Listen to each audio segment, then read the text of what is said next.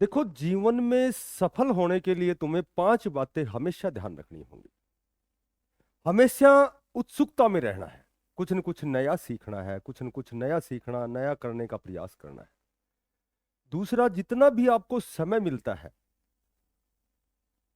उतना केवल आपको पढ़ाई करनी है, नई नई पुस्तकों का अध्ययन करना है। और तीसरा, आपको बहुत अच्छे मित्रों का चयन करना है, क्योंकि किसी भी व्यक्ति की पहचान उसके मित्रों से होती है। और नंबर 4, कभी भी जीवन में कोई फैसला लेने में विश्वास मत करो, और यदि कोई फैसला आप लेते हैं, कोई निर्णय आप लेते हैं, तो उस दिशा में प्रयास करें। चाहे आपका निर्णय बहुत सही भी ना हो, फिर भी आप उस दिशा में प्रयास करें, ताकि आप अपने द्वारा लिए गए निर्णय को सही साबित कर सकें। और नंबर 5, हमेशा जब भी कोई आपका लक्ष्य निर्धारित हो, जब भी आप किसी लक्ष्य की ओर बढ़ रहे हैं, तो पूरा एकाग्रचित होकर, कंसंट्रेट होकर उस दिशा में प्रयास करें, पूरी मेहनत और मशक्कत के साथ, पूरी निष्ठा के साथ, कठोर साधना के साथ, पूर्णतः संकल्पकृत होकर उस दिशा में बढ़े। श्योर एंड सर्टेन तुम्हारी सफलता सुनिश्चित है। नमस्कार प्यारे बच्चों। देखो, आज की छोटी छोटी कई अपडेट है।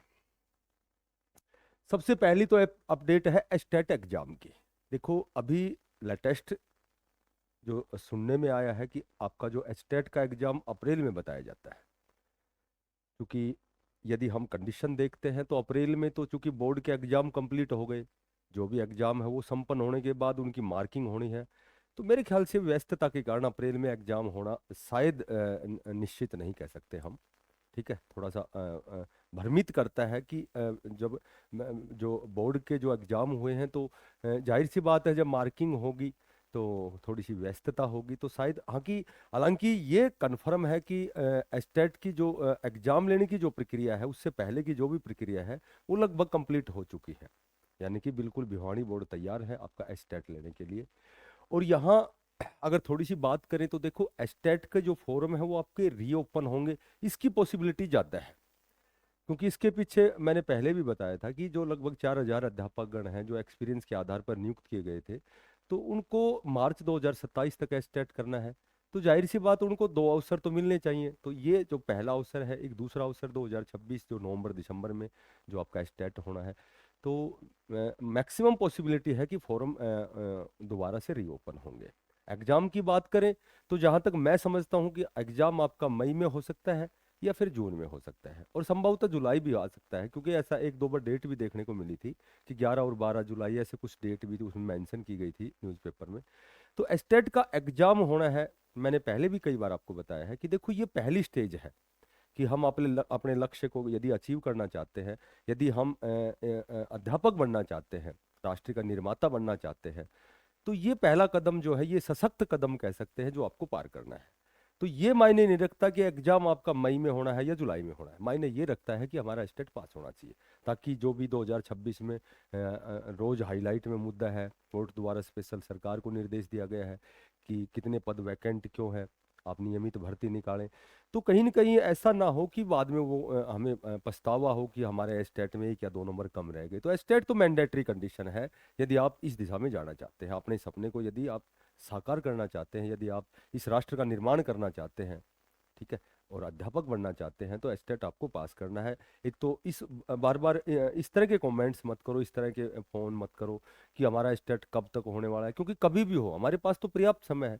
यदि हम कहीं न कहीं कहीं न कहीं किसी प्राइवेट जॉब में हैं, या हम कहीं भी किसी प्राइवेट संस्थान में हैं, या एसएसए के तहत हम कहीं भी अध्यापन कार्य कर रहे हैं, तो भी हमारे पास पर्याप्त समय है। क्यों? चूंकि हम आपकी तैयारी तो है ही, क्योंकि इस दिशा में आपने प्रयास किया है, जेबीटी की है, बीएड किया है, मास्टर डिग्री की है, तो इस दिशा में प्रयास किया है, तो तैयारी तो आपकी है। आपको केवल रेगुलरिटी बनानी है, 2-3 घंटे अगर दिन में आप इस पर थोड़ा सा कंसंट्रेट होकर यदि फोकस करते हैं, तो जाहिर सी बात है कि आपका जो ये स्टेट है ये पास होना है।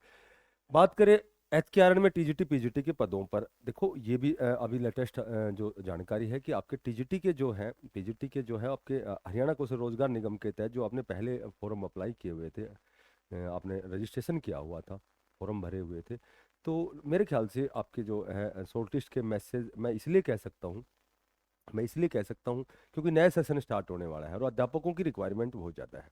तो अध्यापकों की रिक्वायरमेंट बहुत अधिक है, तो जाहिर सी बात है कि बिल्कुल हरियाणा कौशल रोजगार निगम एक ऐसा माध्यम है कि इंस्टेंटली अध्यापक नियुक्त किए जा सकते हैं, क्योंकि पहले से आपने फॉर्म भी भरे हुए हैं। तो सुनने में आया है कि आपका टीजीटी और पीजीटी के जो है शॉर्टलिस्ट के मैसेज आएंगे। हालांकि जेबीटी पे तो सुनने में आया है कि स्टे लगा हुआ है, क्योंकि वो जेबीटी की जो भर्ती है बहुत लंबे समय से नहीं हुई है। तो साथियों ने निवेदन भी किया था कोर्ट में, इसको इस पर स्टे लगवाया था कि भाई, कोर्ट ने भी आदेश दिया था कि जो जेबीटी की है वो नियमित भर्ती आए। बहुत दिन हो गए, बहुत से साथी ऐसे हैं जो शायद ओवर एज भी हो रहे हैं। तो इस तरह की बहुत सी ऐसी कंडीशन है कि जेबीटी के शॉर्टलिस्ट के मैसेज नहीं आएंगे, वो तो नियमित भर्ती ही आएगी। ठीक है, ऐसा मैंने पहले भी आपको बताया था। हाँ, टीजीटी के आने की प्रबल संभावना है। ठीक है, हालांकि टीजीटी की नियमित भर्ती भी आएगी, इसमें नो डाउट, कोई इसमें संदेह नहीं कर सकते हम कि भर्ती नहीं आएगी। लेकिन हो सकता है कि जो आपका टीजीटी का जो नोटिफिकेशन है, जो भर्ती है, उससे पहले बहुत सी ऐसी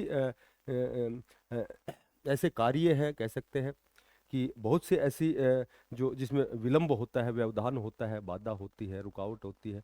तो उसमें कुछ एक ऐसे कारण हैं। देखो, कारण की जब हम बात करते हैं, सबसे पहला जो कारण है, जो आपका टीजीटी की वेटिंग लिस्ट है। चूंकि टीजीटी की जो वेटिंग, मैंने पिछली वीडियो में भी बताया था कि टीजीटी की जो वेटिंग लिस्ट है वो बहुत जल्दी आपकी अप्रैल के फर्स्ट या सेकंड वीक में जारी होने वाली है, डे बाई डे आपकी सब्जेक्ट वाइज। क्योंकि जो 5 सब्जेक्ट पे जो केस चला हुआ था रिवाइज आंसर की का, तो वो उस पर तो स्टे सटे हट भी गया है, ये कह सकते हैं डिस्पोज ऑफ भी हो चुका है। ठीक है, उसमें कोर्ट में 3 महीने का सरकार को समय दिया था। अब उसके बाद में 2 महीने का समय और मांगा गया था। तो मेरे ख्याल से 27 मार्च जो है वो 2 महीने की अवधि है, वो जो अंतराल था, जो समय मांगा गया था, वो लगभग वो अवधि है वो पूरी हो जाएगी 27 मार्च को। तो ये भी सुनने में आया था, पिछली वीडियो में मैंने आपको बताया था कि लगभग जो एक्सपर्ट जिनको ये दायित्व दिया गया था उस आंसरों की सटीकता जांचने के लिए, तो उन्होंने भी अपना जो है वो सटीक जो भी लिस्ट है वो जारी कर दी है, दाखिल कर दी है उन्होंने वहाँ। तो अब ये एचएसएससी आयोग को देखना है कि वो रिवाइज होगा या नहीं, रिजल्ट को संशोधित किया जाएगा या नहीं किया जाएगा। ऐसा ऐसा केवल उन्हीं के हाथ में है कि वो क्या करते हैं। यदि रिवाइज रिवाइज करने जैसी यदि कोई कंडीशन बनती है तो रिवाइज होगा। अदरवाइज यदि वैकेंट सीट भी, जो जितने पद वैकेंट हैं उन पर भी यदि वेटिंग लिस्ट जारी होती है, तो बहुत से मैक्सिमम जो साथी हैं, जो भावी अध्यापक हैं, उनको बेनिफिट होना है। ठीक है, तो सबसे पहले तो टीजीटी की वेटिंग लिस्ट ही आएगी। उसके बाद में जो ट्रांसफर ड्राइव चला हुआ है, जो स्थानांतरण प्रक्रिया है, वो भी लगभग कंप्लीट होगी टीजीटी की। उसके बाद में एक 14,187 जो पद रिक्त बताए गए हैं, तो उनमें से बहुत से ऐसे पद हैं, बहुत से ऐसे भी पद हैं जिनको एचकेआर के माध्यम से भरे जाएंगे। ठीक है, और एक बड़े स्तर पर भी आपकी जो भर्ती है वो आएगी। पर जहाँ तक मैं अनुमान लगाता हूँ, मैं सोचता हूँ, तो 2026 का आपका एस्टेट होगा, उसके बाद ही ये भर्ती आएगी। शायद 2027 जनवरी फरवरी में इसकी मैक्सिमम पॉसिबिलिटी है, क्योंकि नवंबर दिसंबर में आपका एस्टेट होना है। उसके बाद में ये भर्ती आएगी, तो ये भी एक बहुत बड़े स्तर पर आएगी। हालांकि इसमें बहुत सी ऐसी भी चीज़ें हैं। ये एक अभी मैंने 2-3 दिन पहले देखा था, एक चिराग योजना जो अभी चलाई गई है। तो गरीब जो बच्चे हैं वो प्राइवेट जो अच्छे संस्थान है वहाँ प्रवेश कर सकते हैं, वहाँ एडमिशन ले सकते हैं, निःशुल्क, उनका कोई चार्ज नहीं होगा। तो ऐसा ऐसा उसमें कंडीशन है कि कौन कौन से डॉक्यूमेंट्स होने चाहिए, क्या इनकम होनी चाहिए, वो मेरे ख्याल से 30 मार्च तक वो आवेदन कर सकते हैं। तो कहीं न कहीं इस तरह की जो कंडीशन होती है, तो शायद कुछ न कुछ जाहिर सी बात है, जब बच्चे प्राइवेट में जाएंगे तो कहीं न कहीं बच्चे जब कम होंगे तो अध्यापकों की रिक्वायरमेंट भी कम होगी। तो हो सकता है कि लगभग फिर भी यदि हम कयास लगाएं तो 7 से 8 हज़ार पदों पर टीजीटी की भर्ती जरूर आएगी। यदि एमआईएस पोर्टल के अनुसार 14,187 पद यदि रिक्त है, तो मेरे ख्याल से अभी विधानसभा, पिछले थोड़े दिन पहले विधानसभा सत्र के दौरान भी 3400 कुछ पदों पर आपकी वेटिंग लिस्ट जारी होने वाली थी।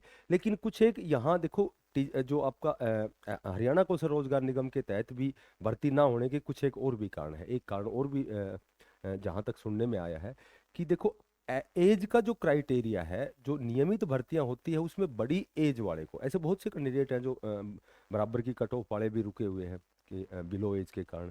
तो जो जिसकी एज ज़्यादा होती है उसको प्राथमिकता पहले दी जाती है। यहाँ हरियाणा कौशल रोजगार निगम में थोड़ा सा यहाँ कंट्रावर्सी है, थोड़ा सा विरोधाभास है। और वो क्या है कि यहाँ 24 से 36 साल जिसकी एज है उसको 10 नंबर दिए जाएंगे, और जिसकी एज 36 से 42 साल तक है उसको 5 नंबर दिए जाएंगे। तो ये कहीं न कहीं नियमित भर्ती से प्रतिकूल है, उससे उससे हट अलग है, ये विपरीत है, कह सकते हैं, यहाँ विरोधाभास कह सकते हैं। क्योंकि देखो, कम एज वाले को 10 नंबर दिए जा रहे हैं, अधिक एज वाले को 5 नंबर। तो यहाँ भी थोड़ा सा मुद्दा एक आध बार उठाया गया है। और इसका दूसरा जो मुख्य कारण है, कोर्ट द्वारा स्पेशल कहा गया है कि आप नियमित भर्ती करें, हरियाणा कौशल रोजगार निगम के तहत नहीं करनी है। हालांकि नया सेशन स्टार्ट होने वाला है, और यहाँ यदि अध्यापकों की एक बड़े स्तर पर यदि रिक्वायरमेंट होती है, आवश्यकता होती है, तो कहीं न कहीं ये जो आपके जो टीजीटी और पीजीटी के जो है हरियाणा कौशल रोजगार निगम के तहत आपकी जो ज्वाइनिंग है, जो आपके शॉर्टलिस्ट के मैसेज है, वो आने की प्रबल संभावना है। ठीक है, ऐसा मैं जानकारी के अनुसार कह रहा हूँ। बाकी ऐसा कुछ ऑफिशियल कुछ अभी तक नहीं आया है, लेकिन जहाँ तक मैंने पहले भी बताया था कि जैसी जानकारी होती है उस हिसाब से हम आप तक पहुँचाते हैं। तो आज की यही अपडेट थी। फिर मिलते हैं हम किसी नई अपडेट के साथ। जो भी साथी नए हैं, चैनल को जरूर सब्सक्राइब करें, थोड़ा सा अप्रिसिएशन करें, और फिर मिलते हैं नई अपडेट के साथ। तब तक के लिए सभी बच्चों को, साथियों को, सभी भावी अध्यापकों को बेस्ट ऑफ लक। सभी को धन्यवाद। राम राम।